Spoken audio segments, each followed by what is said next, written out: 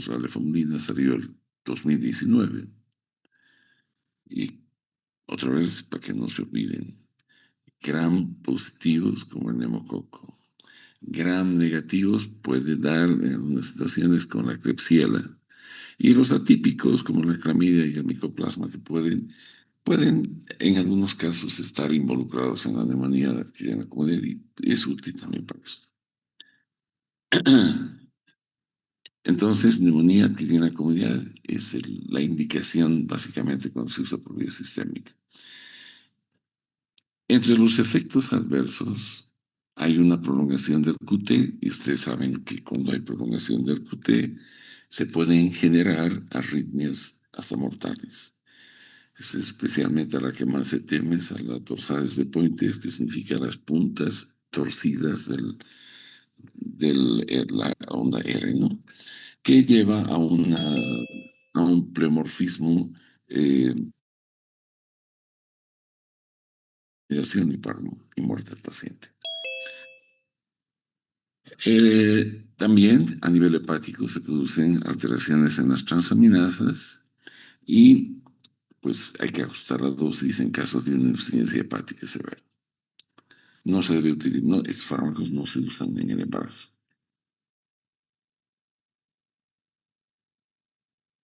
La, la retapamulina que se usa por vía tópica, cuando se usa para tratar el impétigo, que es su indicación más importante, puede ocasionar un enrojecimiento periférico a toda la lesión o un escozor, ¿no? Una picazón leve. La lefamulina que se da por vía oral puede ocasionar vómitos, náuseas, diarrea, la elevación de las transaminasas. Hay que tener cuidado con el embarazo y las interacciones con la citocromo P3 a 4 que puede ocasionar eh, prolongación de la vida media de algunos fármacos que van por la misma vía.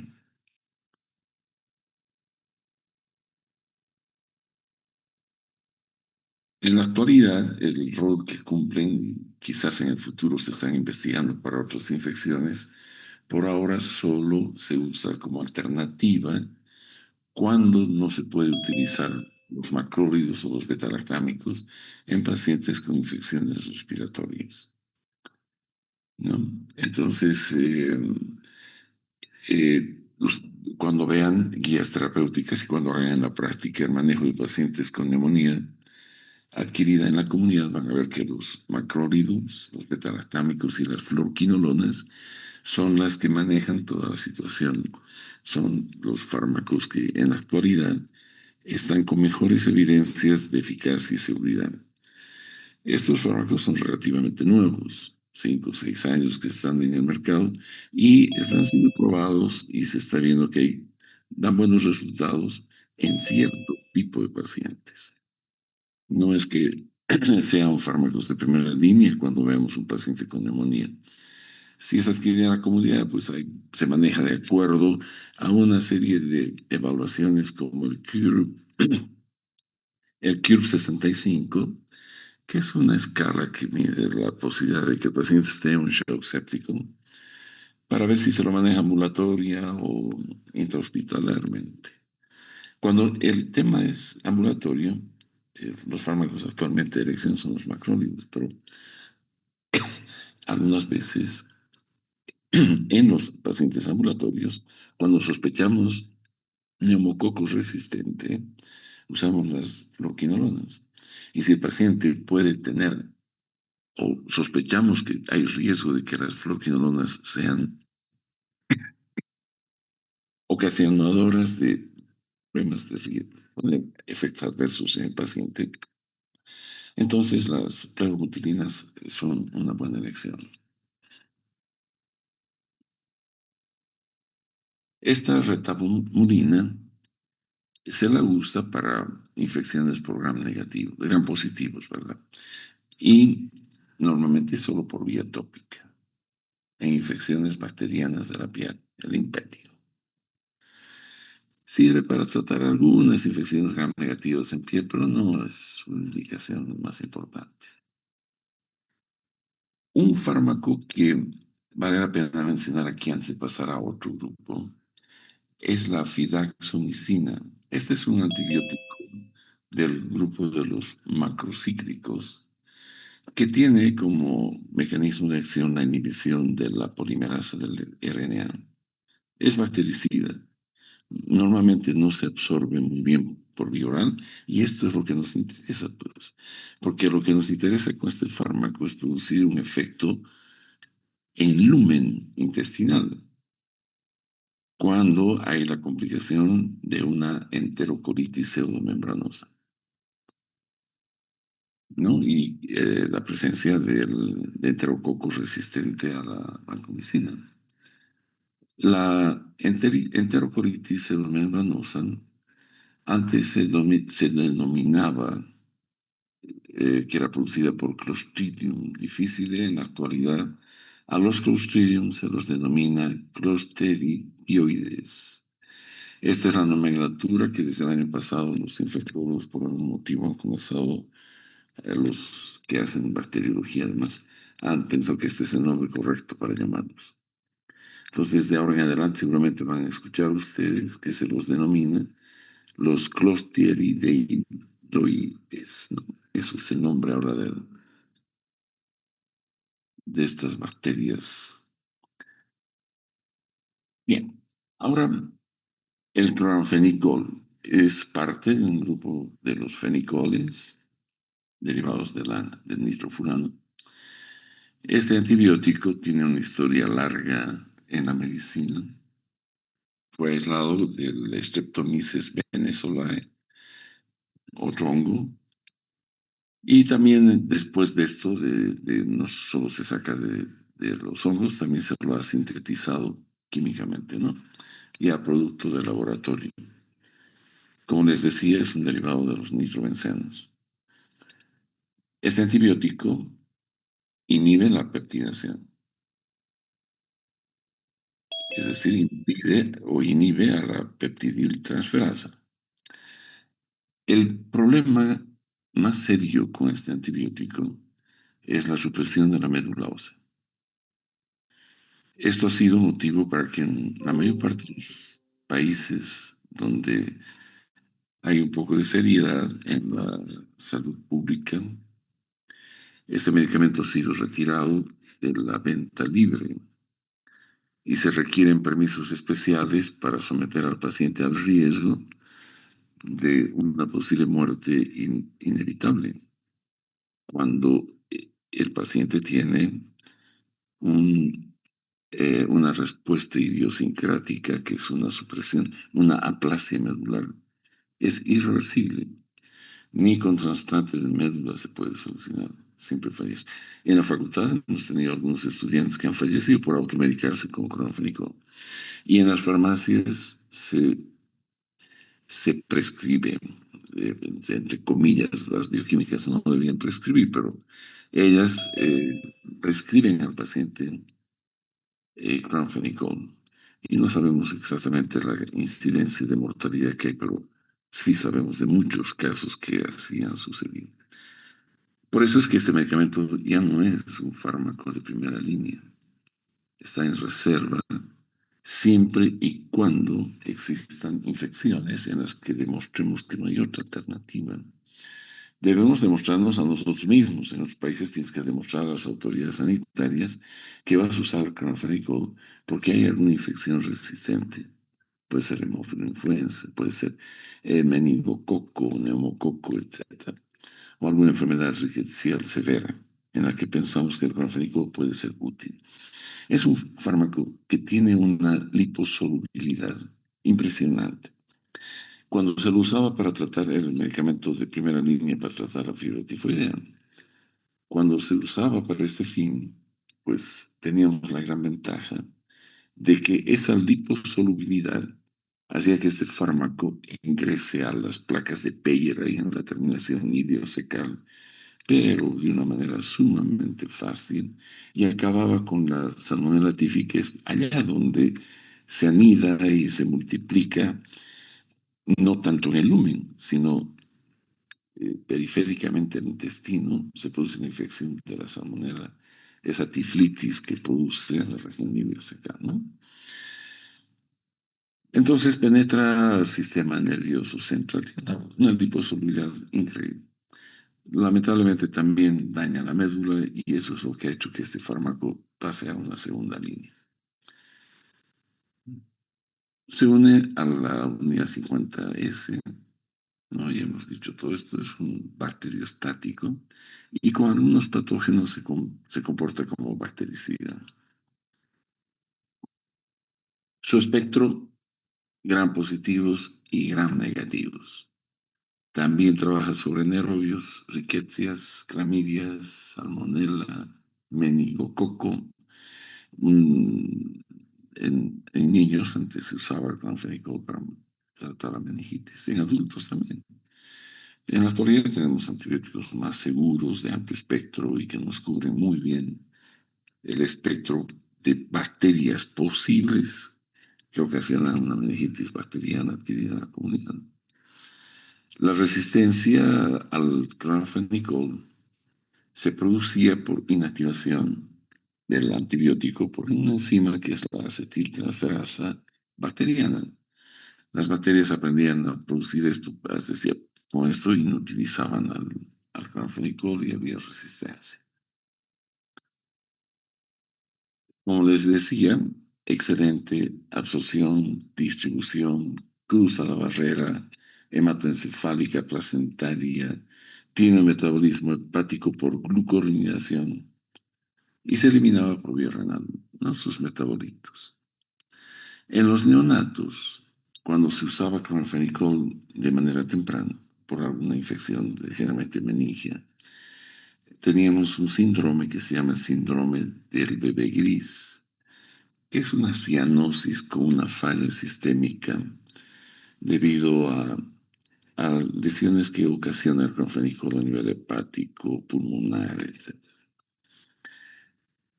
Eh, es ese famoso síndrome del bebé gris que algunas veces terminaba con la vida también de los neonatos. Cuando se va a usar, se usa generalmente para infecciones en las cuales están involucrados pues bacterias gram positivas y negativas y anaerobias que creemos que pueden beneficiarse con el uso de este medicamento. La fiebre entérica salmonella, tifoidea, la meningitis, en pacientes que no pueden recibir tratamientos, por ejemplo, es una posible alternativa que hay que ver, pues hay que hacer una evaluación de riesgo-beneficio.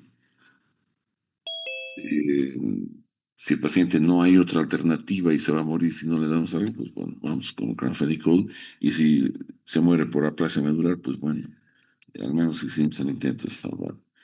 Las infecciones por bacteroides, algunas enfermedades como la rickettsiosis, cuando no hay otros antibióticos que estén disponibles, ¿no? Y su uso debe estar siempre restringido por esa toxicidad que he hablado. Hay que pensar muy bien antes de prescribir clorfenicol y antes de automedicarse con clorfenicol, que eso es lo peor en los estudiantes de medicina y los del área de salud. Me imagino que en todas las facultades, que ahora hay muchas acá en Cochabamba y en el mundo, la gente pues tiende a automedicarse. Y en países donde se vende el clorfenicol tan libremente, pues las posibilidades de lesión son grandes.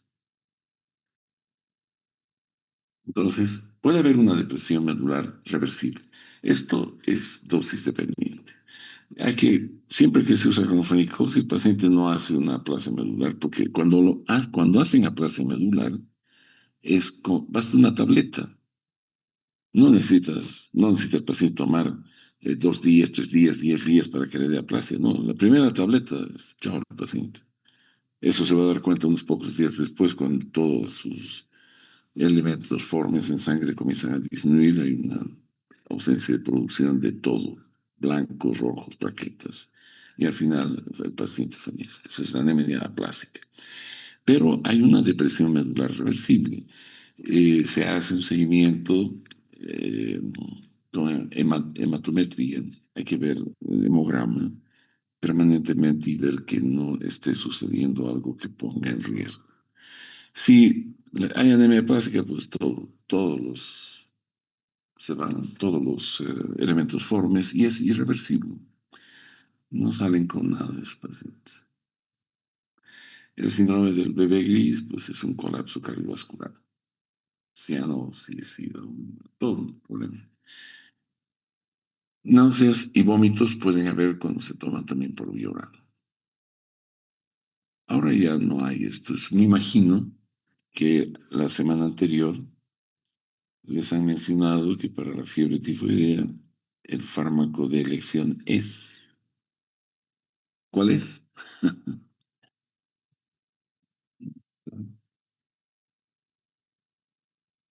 Es una cefalosporina de tercera generación que se da por vía oral, la cefixima. Cuando sospechamos fiebre tifoidea, ahora ya no es clorfenicol, ya no nidos beta-lactámicos simples, penicilinas, ni de amplio espectro como la AMP y la MOXI no sirven. Cefixima, por vía oral, eh, 400 miligramos durante 7 días. Está contraindicado y hay que tomar precauciones en neonatos y en embarazos. Aquí corremos el riesgo de producir ese síndrome del bebé gris. No usar en infecciones leves. No vale la pena poner en riesgo al paciente cuando es una infección leve. Hay otras alternativas terapéuticas que son más seguras. Y hacer control hematológico en los tratamientos prolongados. Porque puede haber esa depresión medular, pero es reversible cuando suspendes el medicamento. El problema es la aplasia de médula. En la actualidad, el uso racional del clorfenicol se limita a casos reservados, graves y donde no hay otra alternativa. Es útil en países con recursos limitados. Esto es lo que dicen algunos textos de terapéutica. En esos estamos nosotros, pero no debería haber un uso indiscriminado. Es posible que sea útil para nosotros porque no hay grandes recursos terapéuticos tampoco. Y parece que, de acuerdo a cómo vamos, van a disminuir más aún. Y es una cosa es que sean útiles, pero el uso indiscriminado y la automedicación debería ser controlada para el clorfenicol. Hay una buena penetración al sistema nervioso central, ¿no? Cuando tenemos pacientes que no pueden recibir beta-lactámicos, se puede usar como alternativa a la meningitis. Bien, y voy a mencionar uno o dos antibióticos más que quiero mencionar como misceláneos, que son parte también de la práctica cotidiana hasta en nuestro medio. Uno de ellos es la mupirocina. Este es un antibiótico que hay en la actualidad en nuestro medio. Este inhibe la sintetasa del RNA transportador, ¿no? Y se usa solo para infecciones tópicas. Gran positivos, estáfilos o estreptos que están infectando la piel. Se usa por vía tópica. Se usa para también tratar pacientes portadores nasales del estafilococo aureus resistente a la meticilina, las infecciones cutáneas y el impétigo.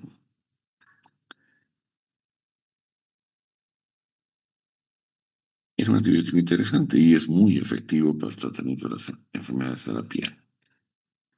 El ácido fusídico es un inhibidor de la elongación peptídica, inhibe la síntesis de proteínas. También se usa por vía tópica y se usa sobre todo en infecciones de piel causadas por estafilococo resistente a la meticilina. Es otra alternativa. Miren, y estamos hablando de infecciones tópicas, no sistémicas y fármacos que inhiben la síntesis de proteínas. Y finalmente la rifaximina.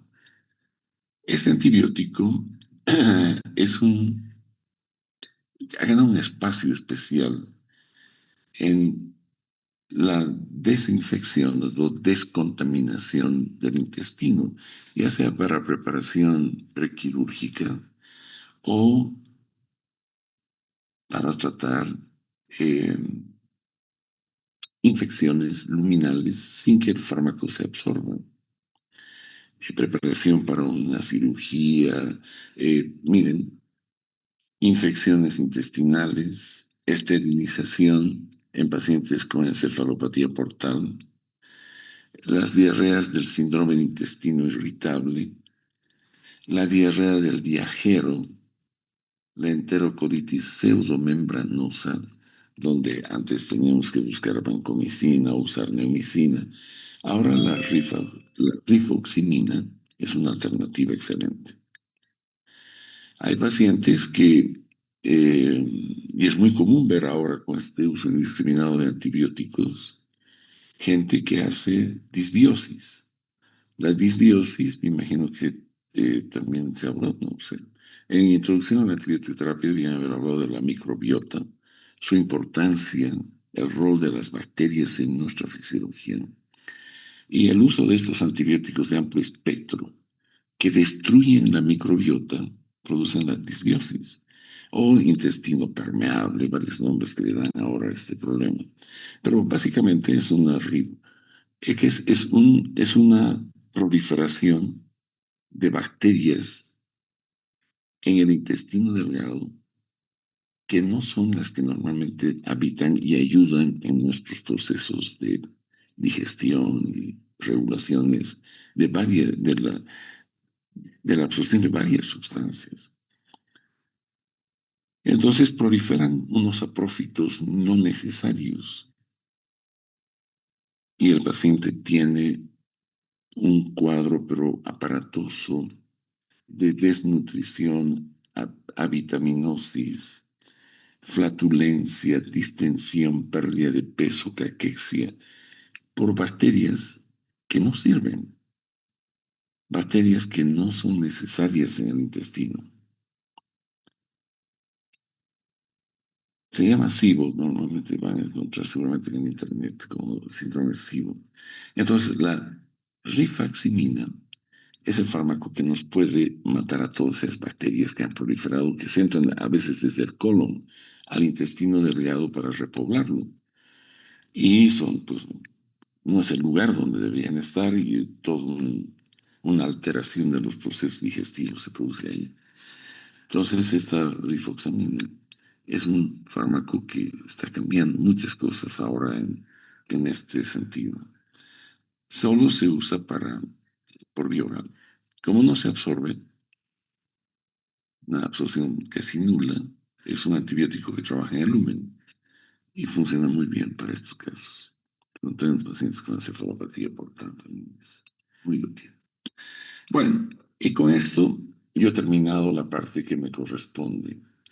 Nos vamos a volver a ver de aquí a 3 semanas, me imagino, cuando vayamos a hablar de los tratamientos o la farmacología de los fármacos antivirales.